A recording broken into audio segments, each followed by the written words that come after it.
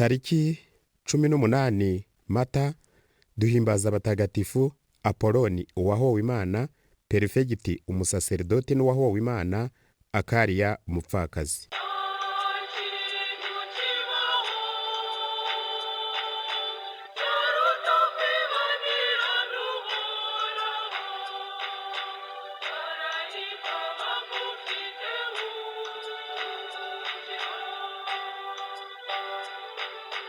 Turahimbaza mutagatifu Perifegiti umusaserdoti wahowe Imana ahagana mu mwaka wa 850.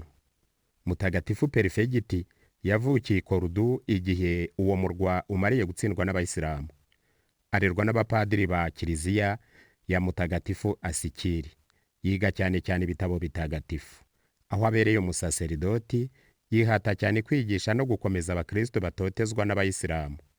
Rimwe abayisilamu bamubaza icyo atekereza kuri Muhamadi no kuri Yezu. Abasobanurira gusa ibyo Kiliziya yigisha byerekeye ubumana bwa Yezu n'uburyo ari we mukiza w'abantu wenyine. Naho ku byerekeye Muhamadi arabihorera gusa kugira ngo atabarakariza ubusa. Baramukomereza ariko bati, tubwire humura icyo namwe mumuvugaho mwe abakristo.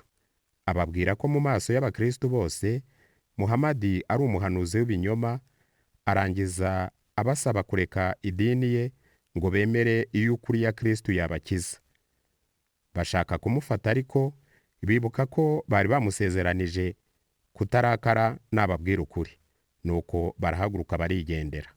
Ariko bagenda amagambo ababwiye barya.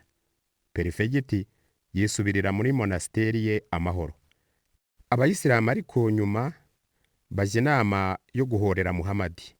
Bukeye Perifegiti arafatwa, bamurega ko yabatukiye umuhanuzi. Perifegiti arafungwa. Bamucira urubanza rwo gupfa, barindira ariko ko Pasika yabo igera ngo abariho bamwica. Uwo munsi mukuru wabo wa mbere ugeze, bamukura mu buroko bajya kumwica. Nuko apfira Imana avuma Muhamadi n'inyigisho ze zose. Abakristo bamuhamba muri Kiliziya ya Mutagatifu Asikiri. Yanditswe vuba mu gitabo cy'abatagatifu. Inama twamukomoraho niyo kutagira ubwoba bwo gushinga ukuri gutagatifu naho wakurizaho kukuzizwa.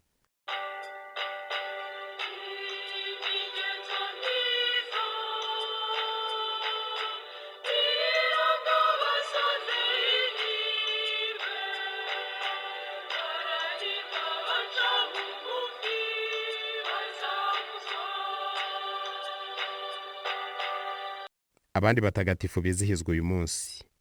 I Roma turahimbaza mutagatifu Apoloni uwahowe Imana. Yari umujyanama mukuru w'igihugu. Umugaragu we amurega ko ari umukristo, bamuca umutwe ku ngoma ya Komodi. Mwabiteguriwe kandi mubigezwaho na Andre, Holy Land TV Rwanda. Mugira amahoro.